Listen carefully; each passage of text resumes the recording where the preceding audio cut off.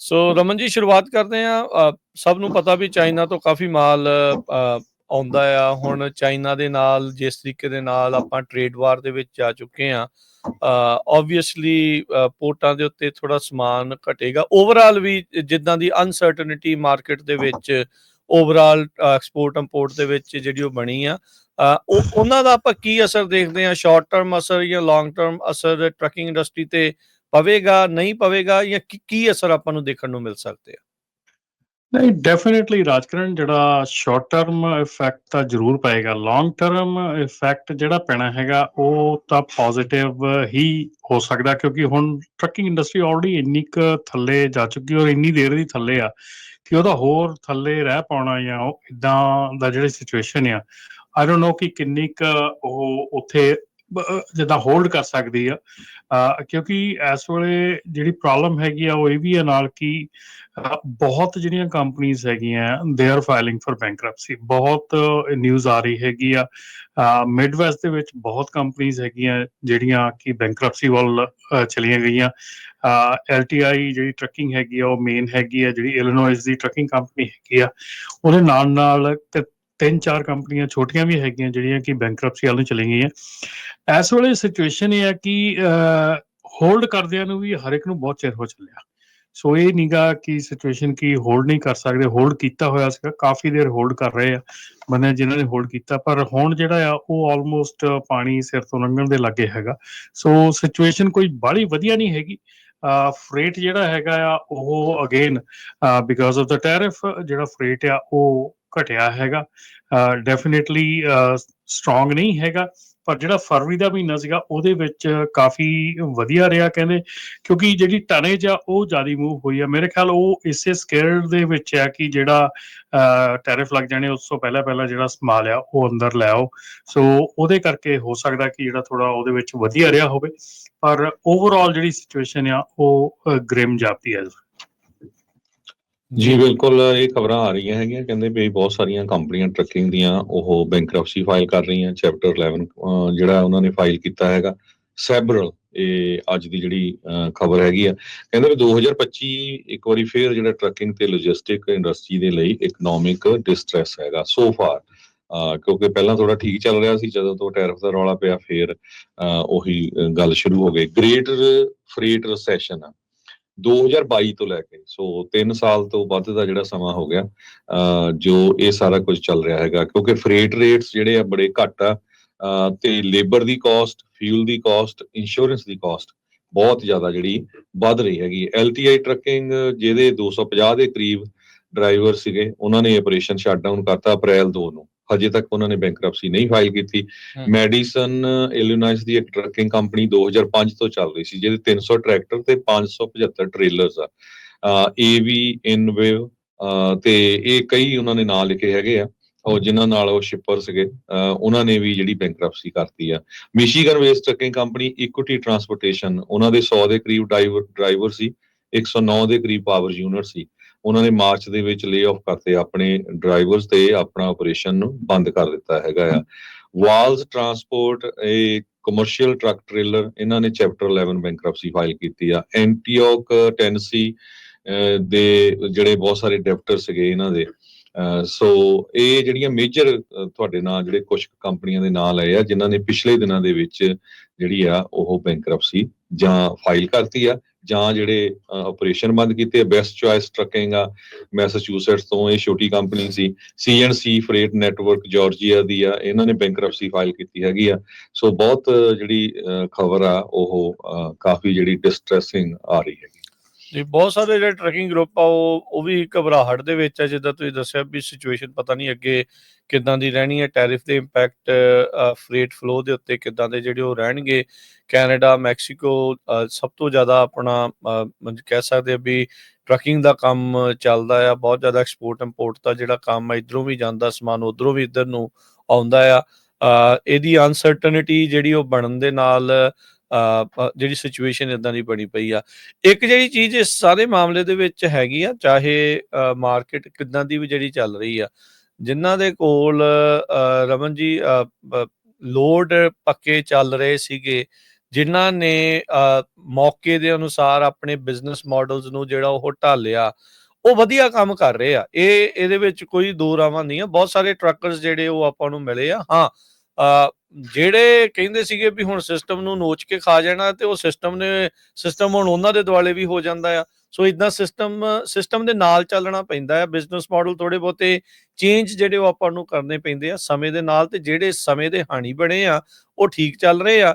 ਜਿਨ੍ਹਾਂ ਨੇ ਔਖੇ ਹੋ ਕੇ ਕਹਿ ਲਓ ਵੀ ਬਗੈਰ ਸੋਚੇ ਸਮਝੇ ਐਕਸਪੈਂਡ ਜ਼ਿਆਦਾ ਕਰ ਲਿਆ, ਜਾਂ ਮਹਿੰਗੀਆਂ ਇਕਵਿਪਮੈਂਟ ਜ਼ਿਆਦਾ ਜਿਹੜਾ ਉਹ ਖਰੀਦ ਲਿਆ, ਉਹਨਾਂ ਨੂੰ ਜਿਹੜੀ ਇਸ ਟਾਈਮ ਮੁਸ਼ਕਲ ਦਾ ਸਾਹਮਣਾ ਜਿਹੜਾ ਉਹ ਜ਼ਿਆਦਾ ਕਰਨਾ ਪੈ ਰਿਹਾ ਹੈਗਾ। ਸੋ ਇਸੇ ਲਈ ਟਰੱਕਿੰਗ ਦੇ ਵਿੱਚ ਇਹੀ ਆਖਿਆ ਜਾਂਦਾ ਵੀ ਲੌਂਗ ਹਾਲ ਦੇ ਲਈ ਆਪਣੇ ਆਪ ਨੂੰ ਜਿਹੜਾ ਉਹ ਰੈਡੀ ਰੱਖਣਾ ਜਿਹੜਾ ਚਾਹੀਦਾ ਆ। ਸੋ ਓਵਰਆਲ ਰਮਨ ਜੀ, ਇੰਡਸਟਰੀ ਦੇ ਵਿੱਚ ਇਸ ਚੀਜ਼ ਨੂੰ ਲੈ ਕੇ ਹੋਰ ਕੀ ਚਰਚਾਵਾਂ ਜਿਹੜੀਆਂ ਚੱਲ ਰਹੀਆਂ?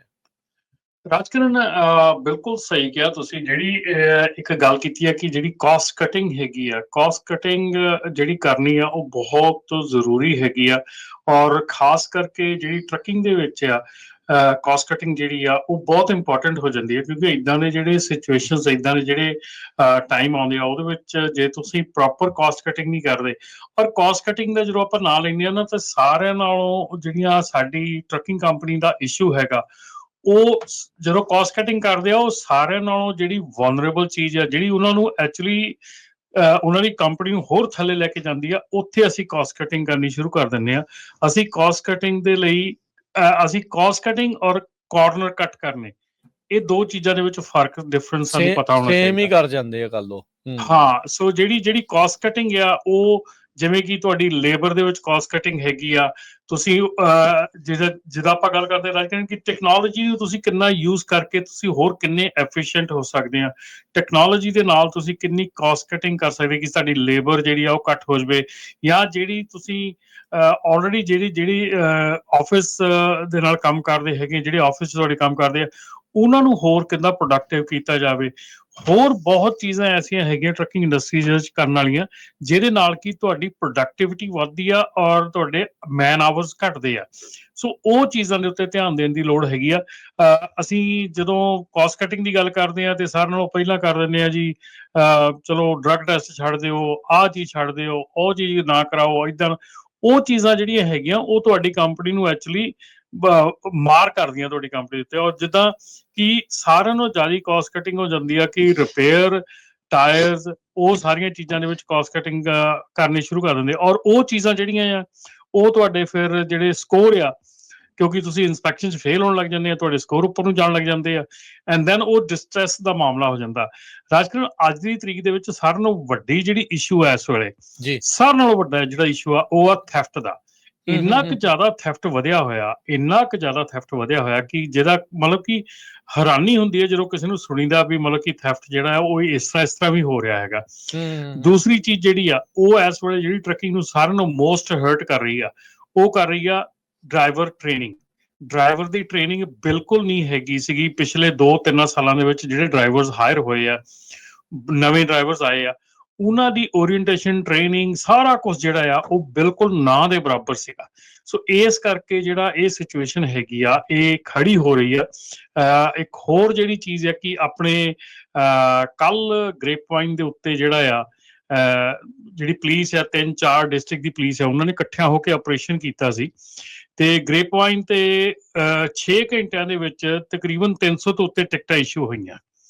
ਸੋ ਇਹ ਜਿਹੜੀਆਂ ਟਿਕਟਾਂ ਇਸ਼ੂ ਹੋਈਆਂ, ਇਹਦੇ ਵਿੱਚ ਜੇ ਮੈਂ ਡੀਟੇਲ ਦੇਵਾਂ, 318 ਸਾਈਟੇਸ਼ਨਸ ਇਸ਼ੂ ਹੋਈਆਂ, 225 ਜਿਹੜੀਆਂ ਸਪੀਡ ਦੀਆਂ ਹੈਗੀਆਂ, 54 ਜਿਹੜੀਆਂ ਕਮਰਸ਼ੀਅਲ ਟਰੱਕਸ ਦੀਆਂ ਹੈਗੀਆਂ ਸਪੀਡ ਦੇ ਉੱਤੇ, 29 ਜਿਹੜੀਆਂ ਹੈਗੀਆਂ ਮਕੈਨੀਕਲ ਵਾਇਓਲੇਸ਼ਨਸ ਹੈਗੀਆਂ, 3 ਸੈਲਫੋਨ ਵਾਇਓਲੇਸ਼ਨਸ ਆ, 7 ਜਿਹੜੀਆਂ ਸੀਟ ਬੈਲਟ ਆ, 15 ਵਾਰਨਿੰਗ ਆ, 25 ਕਮਰਸ਼ੀਅਲ ਵਹੀਕਲ ਜਿਹੜੇ ਆ ਉਹ ਇੰਸਪੈਕਟ ਕੀਤੇ ਗਏ ਆ, 2 ਇੰਪਾਊਂਡ ਹੋਏ ਆ। ਸੋ ਇਹ ਵੀ ਜਿਹੜੀ ਚੀਜ਼ ਆ, ਇਹ ਧਿਆਨ ਰੱਖਣ ਯੋਗ ਹੈ ਕਿ ਤੁਹਾਡੇ ਡਰਾਈਵਰ ਕਿੰਨੇ ਟ੍ਰੇਨਡ ਹੈਗੇ ਆ, ਤੁਹਾਡੇ ਡਰਾਈਵਰ ਕਿੰਨੇ ਕੁ ਐਫੀਸ਼ੀਐਂਟ ਹੈਗੇ ਆ ਬਾਹਰ। ਕਿਉਂਕਿ ਜਦੋਂ ਕੋਈ ਕੰਪਨੀ ਜਿਹੜੀ ਆ, ਟਰੱਕਿੰਗ ਕੰਪਨੀ ਆ, ਉਹ ਪ੍ਰੋਬਲਮ 'ਚ ਆਉਂਦੀ ਆ, ਸਾਰਿਆਂ ਨਾਲੋਂ ਪਹਿਲਾਂ ਉਹਨਾਂ ਦੀ ਡਰਾਈਵਰ ਸਾਈਡ ਜਿਹੜੀ ਆ ਉਹ ਪ੍ਰੋਬਲਮ 'ਚ ਆਉਂਦੀ ਆ।